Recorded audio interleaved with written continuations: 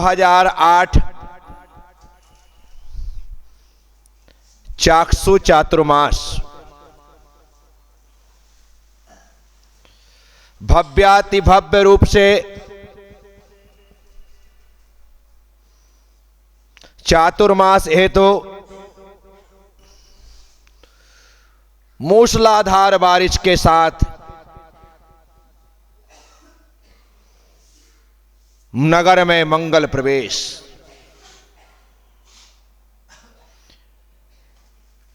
छोटी सी समाज लेकिन बड़ा भारी उत्साह, सफलताएं बड़ी समाज से, समाज की समृद्धि से नहीं होती। जहां उत्साह होता है वहां 4 घर की समाज भी हो तो वे 40 नहीं 400 घर की समाज को मात दे देते। छोटी सी समाज चाक्षु, जहां 5 मंदिर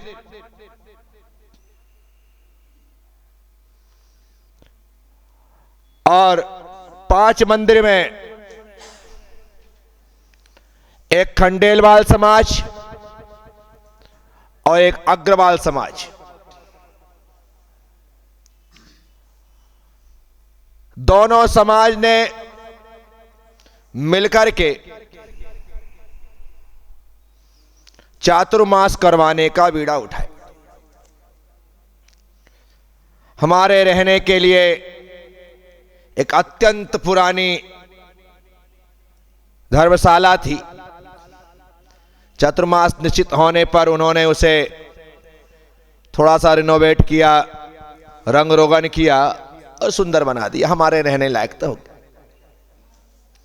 लेकिन बाहर से आने वाले भक्तों के रहने के लिए समाज के पास कोई धर्मशाला नहीं थी, कोई व्यवस्था नहीं थी। ऐसी स्थिति में 65 घर की समाज और प्रत्येक घर वालों ने अपने अपने घर में किसी ने 1, किसी ने 2, किसी ने 3 कमरे अतिथियों के लिए खाली कर दिए कि बस जितने भी मेहमान आएंगे वो हमारे घरों में रुकेंगे। शुरुआत ही चातुर्मास मंगल कलश स्थापना एवं गुरु पूर्णिमा से होती है और इन अवसरों पर चारों तरफ से गुरु भक्त उपस्थित होते। हर घर में उत्सव था। ऐसा कोई घर नहीं जिस घर में 4, 6, 8, 10 लोग ना रुके हो। आज भी चाक्षु आने वाले गुरु भक्त चाक्षु के लोगों को याद करते आज भी कि ऐसा स्वागत, ऐसा सत्कार, ऐसी मेहमानबाजी। जिस घर में गए लोगों ने ऐसी सेवा की, ऐसी शुश्रूषा की। रात को चाय ले लो, रात को दूध ले लो, जो पहला हार लेना है वो ले लो, सुबह से गर्म पानी करके देना, उनकी व्यवस्था करना। लोगों को लगे बाप रे बाप क्या हो रहा है। और उनकी सेवा शुश्रूषा को देख करके जो लोग साल में एक बार दर्शन के लिए आते थे वो कम से कम उस चातुर्मास में 2-2, 3-3 बार आए कि कहीं जाए नहीं जाए। अपने परिवार वालों से कहा कि कहीं जाओ मत जाओ, एक बार चाक्षु चलो, एक बार चाक्षु चलो। गजब है वहां पर। कुल मिलाकर के 622 लोग थे पूरी समाज में। इतने थे, थोड़ी संख्या हो सकती परंतु इतने थे। छोटे बच्चे से गोद के बच्चे से लेकर के बड़े बुजुर्ग तक। मुश्किल से महीने भर लगे होंगे महीने भर में मुझे पूरी समाज के छोटे बच्चे से लेकर बड़े तक के नाम याद हो गए।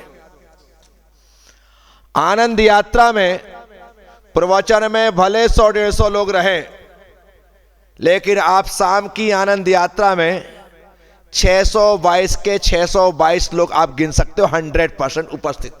सिर्फ घर में ताला ही रहता था, लोग नहीं रहते, पूरे लोग आनंद यात्रा में। और ऐसी आनंद यात्रा होती थी कोई पूछो मत।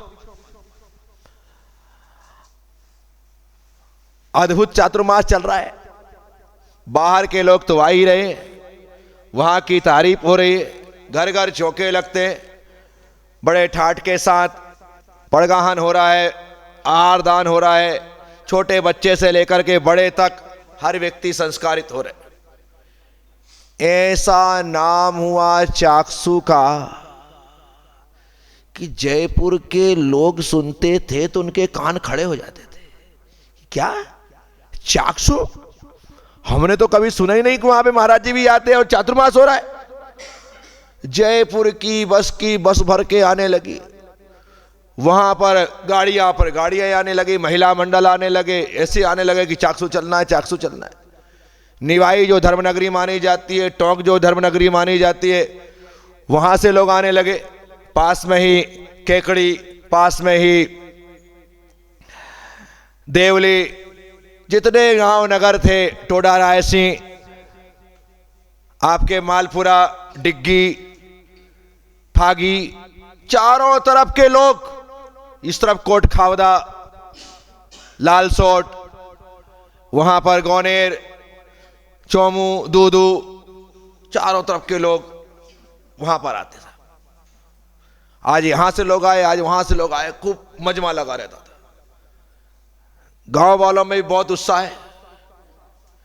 जो पदाधिकारी थे वो सुबह से शाम तक वहीं सेवा शुश्रूषा में लगे रहते थे कि भाई किसी भक्त को कोई कष्ट ना हो। हमारे मंदिर के सामने ही राजन छावड़ा जी का मकान था। वो मकान था,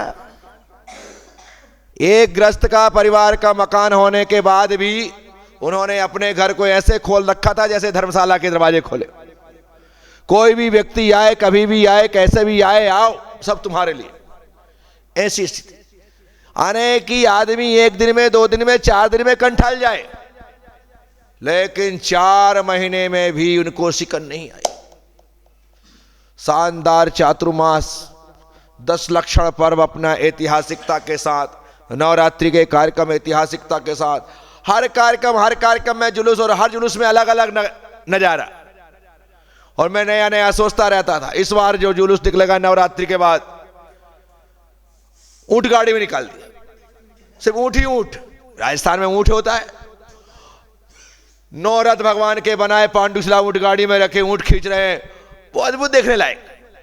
कभी वृषभ रथ, कभी ऊंट में रस, कभी हाथी बुला लिए। जयपुर में 300 हाथी, जितने चाहो उतने हाथी बुला लो, खूब हाथी जयपुर में। आमेर के किले में ऊपर ले जाने के लिए हाथी ही हाथी, इतने हाथी आपको अन्यत्र किसी भी शहर में नहीं मिलेंगे जितने जयपुर में। सब प्रकार के आनंद लिए। पूरा चातुर्मास उस छोटे से चावल के चमत्कार के कारण बहुत शानदार तरीके से चल रहा है। बहुत अच्छा चातुर्मास। पूरे चातुर्मास में एक भी दिन अंतराय नहीं। एक दिन अंतराय मैंने कर लिया, आया नहीं था, कर लिया। वो भी अंतराय ना बाल का था ना चींटी का था। एक व्यक्ति स्विच बोर्ड से टिक गया, लाइट चल गई और हम बैठ गए, बस। वो अंतराय कर लिया, अन्यथा ऐसी स्थिति नहीं। चातुर्मास बहुत शानदार। सबसे बड़ी विशेषता, पूरे चातुर्मास के दरमियान 5 महीने पूरे गांव में एक व्यक्ति नहीं मरा। सबसे बड़ी बात, विशेषता यह थी, जैन तो जैन, अन्य जाति में कोई नहीं मरे, सब बिल्कुल उसके साथ। यानी कि मैं इसे सिर्फ चमत्कार ही मानता हूं, ऐसा कभी होता ही नहीं जैसे वहां हुआ। एक व्यक्ति नहीं मरा। मेरा विहार पदमपुरा के लिए चातुर्मास के बाद 13 किलोमीटर की दूरी है चाकसू से पदमपुरा। अभी मुझे और बहुत सारी बातें बतानी है, अभी ये भी ध्यान याद रखिएगा। चाकसू में 2 नसिया, एक छोटी नसिया एक बड़ी नसिया। बड़ी नसिया में अन्य जाति के लोगों ने कब्जा कर लिया, पहाड़ी पर थे, उनके हाथ में चली गई, अपने हाथ में कुछ नहीं, क्योंकि समाज बड़ी सुप्त थी, किसी प्रकार से उसे ध्यान था नहीं, इसकी लाठी उसकी भैंस, कुछ कर नहीं सकती। नीचे छोटी नसिया, वो भी जीर्ण शीर्ण होती चली जा रही थी। भगवान आदिनाथ की तकरीबन 18 इंच की एक श्याम पाषाण की मूर्ति, अत्यंत आश्चर्यकारी। मुझे लगा कि यदि इस पर इन्होंने ध्यान नहीं दिया तो ये नसिया भी चली जाएगी। नगर से सिर्फ 2 किलोमीटर दूर मैंने वहीं प्रेरणा देकर के कहा कि इसका डेवलपमेंट करते हैं, इसे तीर्थ के रूप में विकसित करते हैं। बोले महाराज जी आप जैसा चाहो वैसा कर लेंगे। बस पूरी रूपरेखा बनाई और आदिश्वर धाम के रूप में निर्माण करने के लिए उसका भूमि पूजन शिलान्यास, यही अपनी तारीख फिक्स है 17-18 नवंबर, बस यही होता है। जितने भी मैंने तीर्थ से किए ज्यादातर उसी तारीख पे शिलान्यास कर दिया। काम चालू हो गया। बढ़िया रूपरेखा बना करके मैं वहां से पदमपुरा के लिए बिहार कर गया। अब देखो आप, जैसे ही मेरा बिहार हुआ 13 किलोमीटर की दूरी, मैं पदमपुरा पहुंच भी नहीं पाया कि एक एक करके 5 लोग निपट गए। ऐसा लग रहा था लोग मेरे जाने का इंतजार कर रहे थे कि गुरुदेव आप जाए फिर हम अपने प्राण छोड़े। यहां पर मेरा कदम बढ़ते जा रहे, बोले महाराज जी वो मर गए।